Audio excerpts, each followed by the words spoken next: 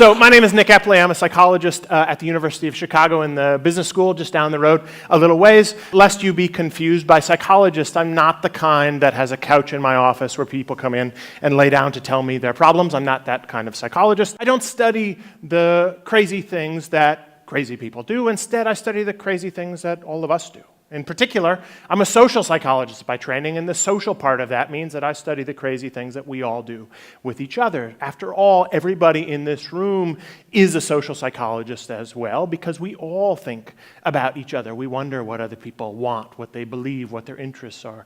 These things govern our interactions with each other. We are fundamentally social agents. This is no kind of new insight whatsoever. Indeed, Aristotle said that man is by nature a social animal. The problem with age-old wisdom isn't that we forget it, it's that we don't always apply it correctly. And what I want to do today is I want to describe just one project that we've worked on in my laboratory. We've collected some data and run some experiments on that I think will get us for the next half hour to think about whether we're designing our lives, our individual lives, and our collective social lives in ways that maximize this fundamental aspect of our being. Aristotle, after all, was right that we are by nature a social animal. And you see this almost everywhere you look when you look at human beings. The first place you see it is in our brains. If you look at the human brain, it stands out in the animal kingdom for its relatively gigantic cerebral cortex. There's all this fat part here above your eyes. What is all of that fat part of your brain good for? Well, it's good for lots of the things. What it really seems to be important for is social stuff. Living in large social groups requires a huge amount of neural computation. And so if you look across primate species, you see that the size of our neocortex is correlated with the size of the social groups they inhabit. The larger the social group, the larger this aspect of their brain is. You even see this neural advantage showing up in our social intellect. The thing that makes us uniquely intelligent on the planet really seems to be our ability to think about others. So consider this experiment that was done at a Max Planck Institute a few years ago. A very complicated experiment where they compared the mental ability of 105 human 2-year-olds against the intellectual capacity of our nearest primate relatives, 106 chimpanzees, and just for good measure, 36 orangutans. And they looked at intellectual performance on two different sets of essentially IQ items. One set of IQ items were these here, in the physical domain. This involved reasoning about physical objects, things out there in the world. So it included tasks like the ability to track where a reward was placed under a cup, or the ability to use a tool to solve some kind of problem. And what you can see that in the physical world, our 2-year-olds are about neck and neck with our nearest primate relatives here. That doesn't seem to make us so special. But consider these kinds of IQ problems over here. These are problems that require reasoning about another social agent, in particular reasoning about the minds of another social agent, being able to connect with their minds. So this involved the ability to do things like track what somebody was thinking by watching their eye gaze, watching what they were looking at. Or being able to interpret somebody's behavior in terms of a motivational state. So if I reach for a cup of water and my hand misses it, you know that I wanted a drink. Right? Now, you didn't see a want. You saw my behavior, but you inferred an invisible motivational state in me, so you would quite nicely grab that cup and would hand it to me because you knew I wanted a drink and my hand just missed it. A 2-year-old, if you do that in front of them, will grab that cup and will hand it to you. No adult chimpanzee will do that. Being able to connect with others is a thing that seems to make us socially smart on the planet. Being able to connect with others also is something that's critical for our health. So consider this meta-analysis of experiments in public health some years ago conducted by House, Landis, and Umberson, and they noted the surprisingly powerful importance of social relationships when they wrote in their summary, social relationships or the relative lack thereof constitute a major risk factor for health, rivaling the effects of well-established health risks such as cigarette smoking, blood pressure, blood lipids, obesity, and physical activity. Being socially disconnected is in fact very bad for your health. You see this in a more recent meta-analysis as well that gives you the survival odds rates of different kinds of dimensions. This is essentially the likelihood that you will be alive if we measure you again down the road at some point. That's essentially what an odds survival is. And what you see here is that these social categories here, for instance, how socially integrated you are in the community, is a huge effect on your mortality. How likely you are to be living if we check back with you again down the road. Bigger or as big as smoking as alcohol consumption. Obesity is down here. It's not that big. Being socially connected is also very good for your health. It's also very good for your well-being while you are living it. Turns out that noting people's quality of their social relationships is a really essential ingredient for their happiness while they're living their lives. So consider this experiment here that was done by Ed Diener and Martin Seligman some years ago, where they were interested in what the defining characteristics of very happy people are. And what you can see here are the importance of social relationships. You can see that very happy people reported having better relationships with their close friends, more strong family relationships, and a better romantic relationship. They were also less likely to have been spending time alone and more likely to have been spending time with family, friends, and a romantic partner. As they wrote, no variable was sufficient for happiness, but good social relations were necessary.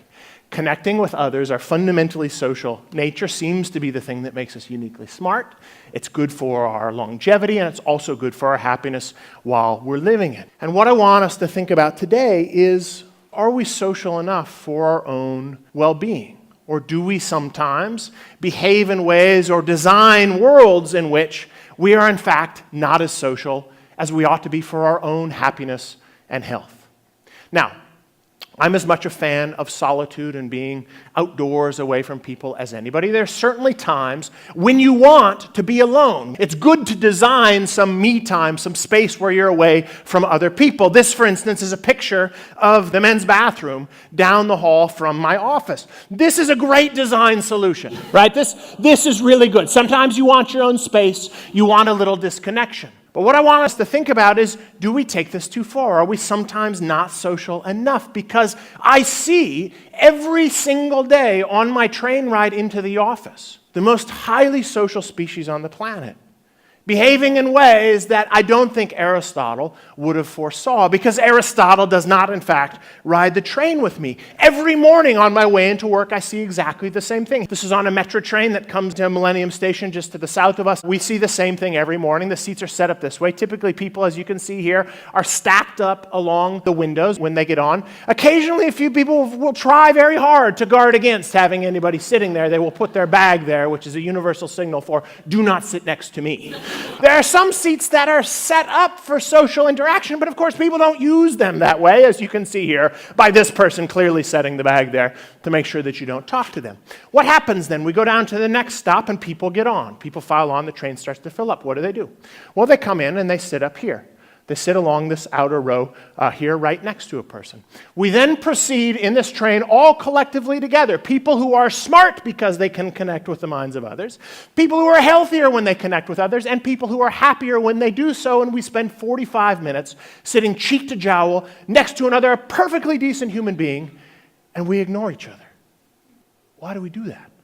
Why do we do that?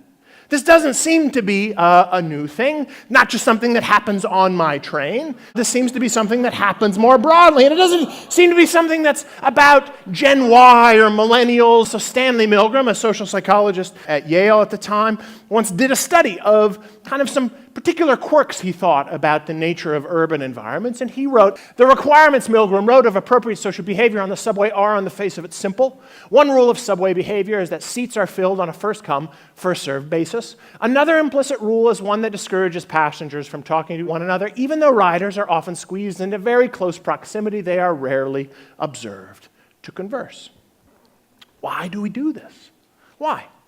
Well, there seem to be two likely answers to this. One possible answer is that we are all perfectly rational human beings, and we in fact are maximizing our well-being by ignoring this person sitting next to them. Maybe people in fact are being as happy as they can possibly be by ignoring this stranger on their train ride into Chicago, because it's possible that the benefits of social engagement really extend only to the people that we know and love the best, our family and our friends, people who we're already connected to. Maybe that's where the benefit of social engagement comes from. That's one possibility. Talking to a stranger may just suck. It's like fondling a bag of pus or something. Just, no, you just don't want to do that. It's a terrible thing. And so people are being maximally happy by ignoring this dud sitting next to them. The other possibility is that we're just wrong about our own minds. That is, we're just wrong about the consequences of social engagement. And that, in fact, connecting with the mind of a stranger, some perfectly random person sitting right here, would actually make this otherwise unpleasant trip even more pleasant than it would have been otherwise. How do we know which of these is true? Well, in my line of work, we run an experiment. I'm a behavioral scientist. We do experiments on human beings for a living, and we look to see what the results are. So we conducted an experiment to find out, does talking to a stranger suck, or are we in fact wrong about the consequences of social engagement? And the first place we went was a place that was near and dear to my heart, namely the trains that I ride in every morning. This is my graduate student, Juliana Schroeder, my collaborator on all of this work. She's one of our PhD students at the University of Chicago, and she was fundamental in actually executing this. And what we did was we went down here to the south side of Chicago on the Metra electric line, and we conducted our experiment here in Homewood, Illinois. We went to Homewood for a couple of reasons. One reason was that there was a basement area where I knew we could recruit people effectively. Another reason was that it was early on the line, so people were going to be getting onto the train, and other people would be filing in, so you wouldn't be choosing who to sit next to. And the third reason why we used this was because we had permission from Metra, and so I knew Juliana wouldn't get arrested. Which turns out to be really important. If you're running a lab, don't get your people arrested. That's a bad thing. This is Juliana actually running the experiments in the train station. And what we did, this is my lab manager, Jasmine Kwong, is we stood down there and we recruited people for a commuter study. And if they were interested, we randomly assigned them to one of three conditions. In one condition, we told them to actually try to form some connection with the person sitting next to you. So sit down on the train, when the person sits down next to you, try to learn something about them, try to form a connection. Second condition, we told them just to sit and enjoy your solitude today. Just think about the day ahead, just keep to yourself, enjoy your solitude. The third condition, we told them to do just whatever they normally do. This is our control condition. What people normally do is just sit there and focus on their day ahead and keep to themselves, okay? We then gave them an envelope. Inside that envelope was a $5 Starbucks gift card, which as far as we can tell is the most powerful incentive that anybody has ever invented. We can get people to do anything for a $5 Starbucks gift card. So we gave them this Starbucks gift card, and inside the envelope was a questionnaire. We told them at the end of your train commute today, fill out that questionnaire, drop it in the mail, and send it back to us. We asked them, how happy are you? How sad are you? How pleasant was your commute compared to normal? And how productive was your commute? Because it could be, this is a commuter train. It could be people trying to get work done, and here they're distracted maybe in some conditions more than in others. We asked about productivity. We didn't find any effects at all on productivity. I'm not going to show those to you. I think it's generally true that people just plan to get way more done on the trains than they actually do. We also included personality measures. We find no effects of personality on this. So they fill this out, they drop it in the mail, send it back to us. We get about 90% response rates on this because after all, it's a Starbucks gift card. They'll do anything. What do we find? Does talking to a stranger suck? Is it unpleasant? So what I'm going to show you here is a standardized measure of those three measures, how happy, how sad, and how pleasant your experience was. We reverse score the sadness measure and collapse those into a single composite. This is a z-score, a standardized score of those. Was talking to a stranger unpleasant? No, in fact, it was not. In fact, talking to a stranger, those in the connection condition, reported the most positive commute, and those in the solitude condition, in fact, reported the least positive commute. So it doesn't seem to be that connecting with a random stranger who sits down next to you on a train is systematically unpleasant, so why don't people do it? In that very same context, why don't people do it? Well, the other possibility is that our expectations are just wrong. To see if that's in fact going on, we ran another experiment where we asked people not to actually do one of these three things, but to imagine that we randomly assigned them to these conditions. So they imagined that they were put in this experimental condition where they were asked to connect to a stranger or to sit in solitude or to do whatever they normally do and to predict how happy, how sad, and how pleasant their commute would be. This doesn't measure what actually happens. This measures people's beliefs about what would happen. What do people's beliefs look like? They look to be precisely wrong. That is, they predict effects that are exactly the opposite of what we observe when we actually put people in the experiment. It's not a surprise that people don't talk to strangers on the trains. Just like your mom told you, it's a miserable thing to do, and so you shouldn't do it. Mom, I think, was wrong in this case. I was, as you can imagine, when I was doing these experiments, I was in touch with Metra. I was in contact with them so that, Juliana wouldn't get arrested and all. And so we had permission. I was talking to a wonderful human being at Metra. She was in their marketing group, and I was telling her about these experiments and what we found. And she said, you know what, you're not going to believe this. In about a month, we're going to roll out a new policy on the train lines. I said, well, what's the policy? She said, it's the quiet cars. So why are you doing that? Why are you rolling out the quiet cars? They said, because we asked people what they wanted, and they said that they wanted a train where nobody talked to each other. That's the design solution that they followed. I said, have you ever tried to do the opposite? Have you ever created a chatty car, or something that just kind of lowers the initial barrier to actually engaging a stranger in conversation? Have you ever tried to do that? And they said, well, no, we've never done that before, but we used to have bar cars. So they used to have bar cars that went way out into the northwest suburbs, right? She said people would get together there and they would talk a lot. And I said, well, do you have those anymore? She said, no. I said, why not? Because they were too popular, she said. They were too crowded. They were too crowded. So is this a general phenomenon? This could be just something quirky about the trains or the lovely people who happen to live on the south side of Chicago. We don't know. And so what we do is to see, does this effect, this single effect we get, does this replicate in other contexts? And so we've looked at it in other contexts. One other place we've looked at it is on the dreaded bus lines downtown here in Chicago. There's not a place where you necessarily want to connect with strangers, but we had people do it. And we had them do it on the way into our lab. We have a laboratory in downtown Chicago here, a little more pleasant confines than the train station in Homewood, right here. So we had them commute into our lab, and on the way in, we had them take public transportation. We had them take the bus, and we had them also then randomly assigned into one of these three conditions before they came into our laboratory. Then they filled out our measures once they were in there, ensuring that we get 100% response rates from the people who come in. What do we find when people do this on the bus? Exactly the same thing. That is, when people connect with a stranger on the bus, they report having the most positive experience than participants in either of these other two conditions.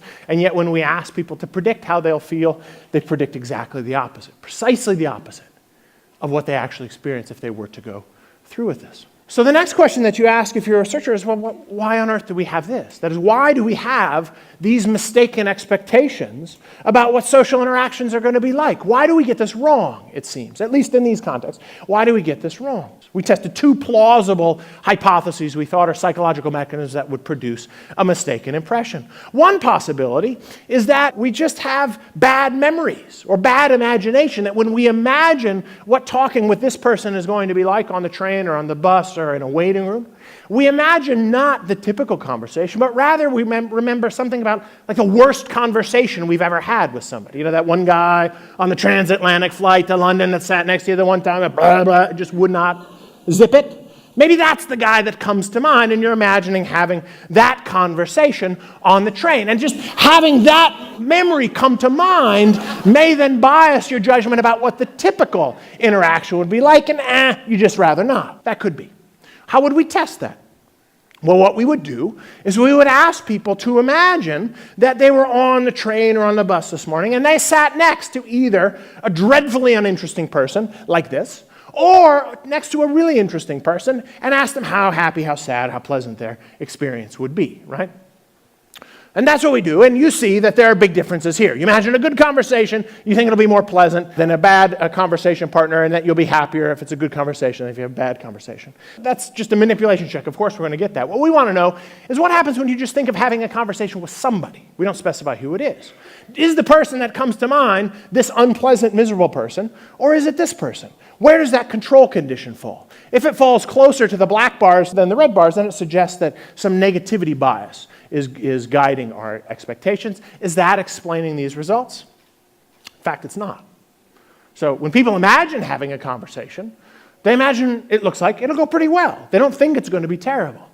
Maybe it's something earlier in the interaction stream that keeps us from engaging with somebody else. Because notice, before you can have a conversation with somebody, you have to start it.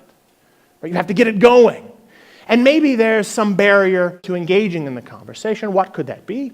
Well, we see the same thing, by the way, on the CTA, exactly the same. The second mistake could be that you actually think other people aren't interested in talking to you. So I'm not going to start a conversation with you because you just don't look that interested in talking to me. Why not? Well, I get on the train and I pull out my tool of disengagement, and there I am sitting next to you fiddling on my newest social media thing, but totally ignoring you here. And what's my inference? Well, you don't really want to talk to me very much.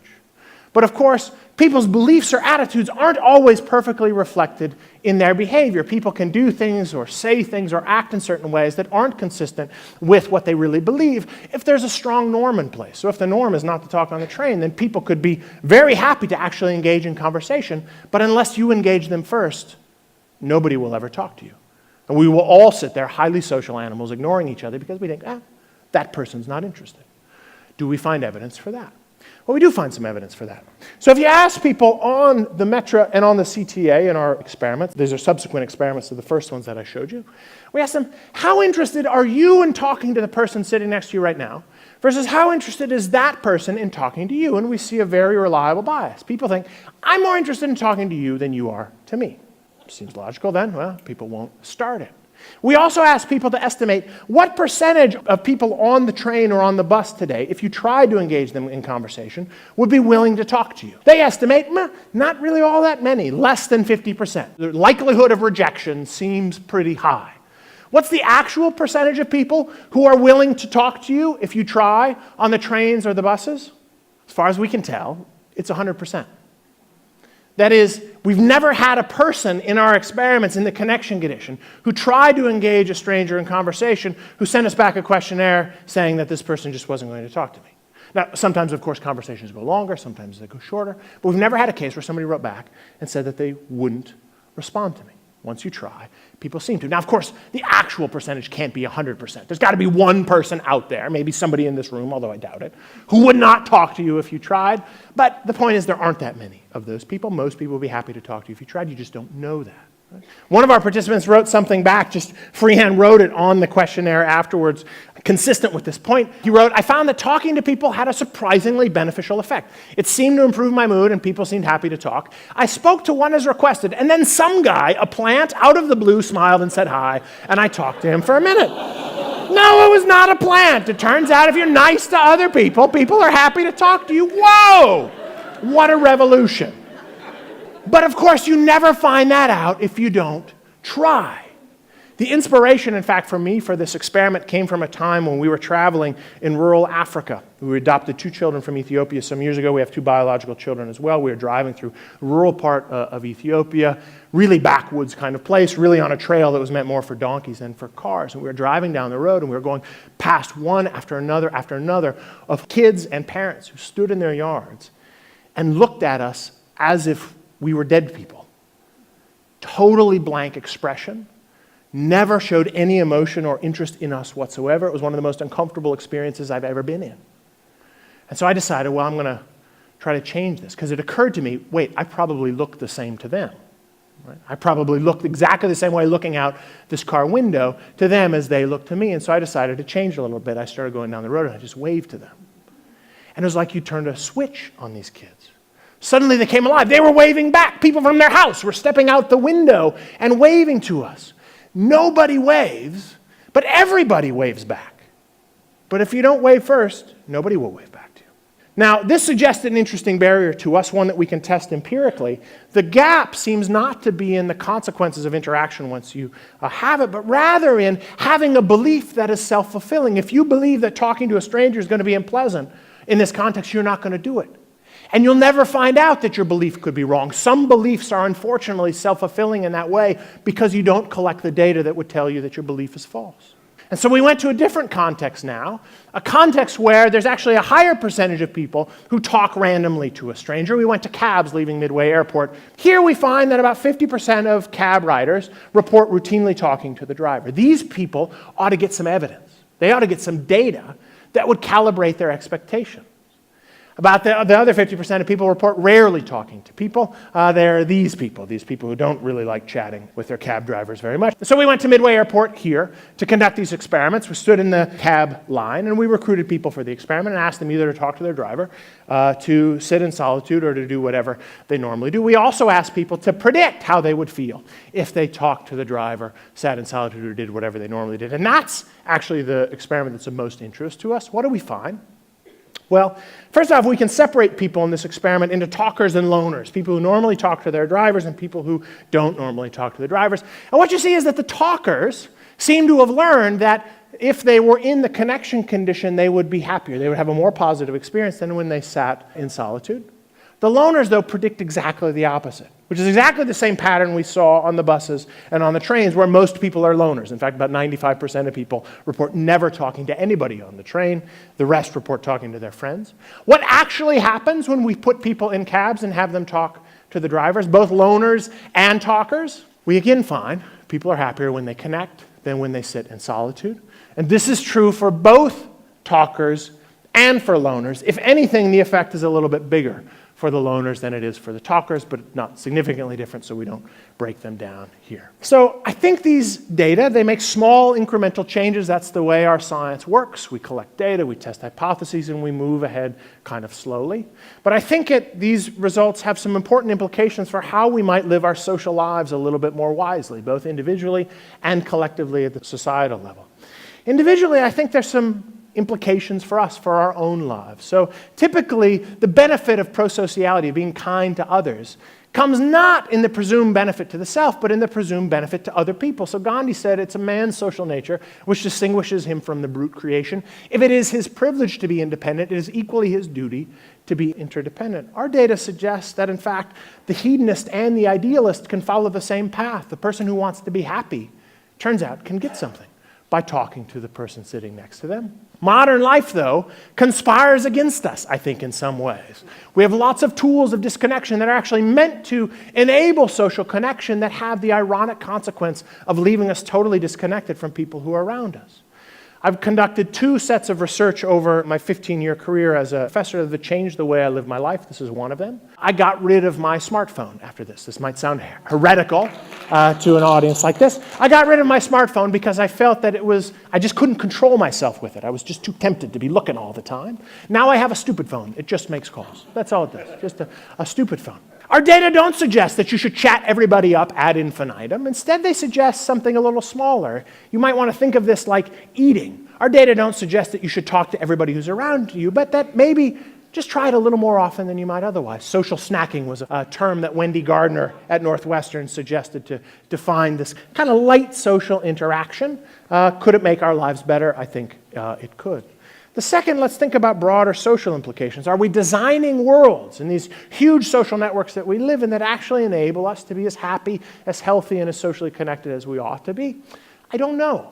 The data on the effectiveness of these kinds of social media tools that don't actually involve real interaction with a real person, instead they're mediated by technology, don't have the same kind of benefits at all that come from real social interaction. We spend, in fact, lots of time connected to other people, but not really connected to them in ways that creates a long-standing sense of well-being.